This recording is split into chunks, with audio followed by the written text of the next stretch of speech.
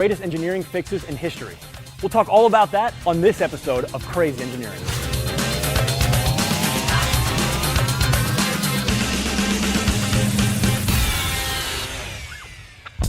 The Hubble telescope is composed of several different instruments, and outside of those is something called the primary mirror, where all the light bounces off of and goes into the instruments. That's where the flaw was.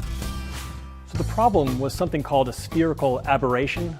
What exactly does that mean? It means the primary mirror had the wrong shape. That is, it's a shallow bowl, effectively, that brings light to a focus. It's a little too shallow. It rendered the telescope fundamentally unfocusable. So it was a little bit out of tolerance on that primary mirror, and it was affecting all the instruments in the Hubble? All 5 scientific instruments on the Hubble depend on a sharp image. That's the whole point. So Hubble's sitting in the doctor's chair, and it has the eye chart in front of it, and instead of seeing the letter E, it sees the letter F. Worse, what it sees looks like a squashed spider. But it's way up in space and you can't get it back here, so how do you fix it? Well, if you're born with eyeballs that don't quite work, you don't go and buy new eyeballs, you buy a pair of glasses, and that's the approach that we took. The wide field and planetary camera known as WIFPIC relied on light from the primary mirror. The light from that primary mirror all comes down to a focus inside our camera on a mirror that looks just like this. And this is now an opportunity for us to correct the curvature, the shape of the primary mirror right here. We simply put the same error in, reversed, and corrected. The Hubble telescope was designed from the outset to be serviced every 3 years by astronauts.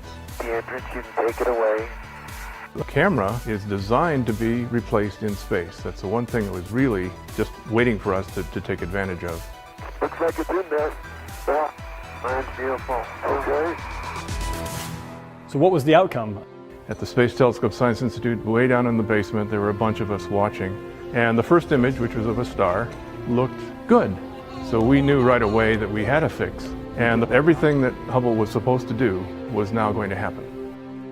So I think I speak for everyone when I just say thanks to you and your team for all the hard work you put in fixing Hubble, because now we have these images really forever that we can appreciate.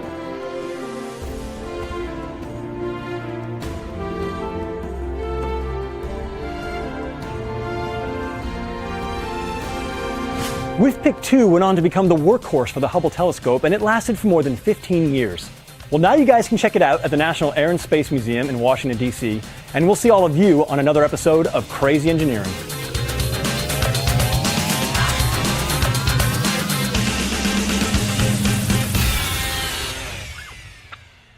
Clue that Hubble would result in the incredible advances that it's made in our understanding of our universe.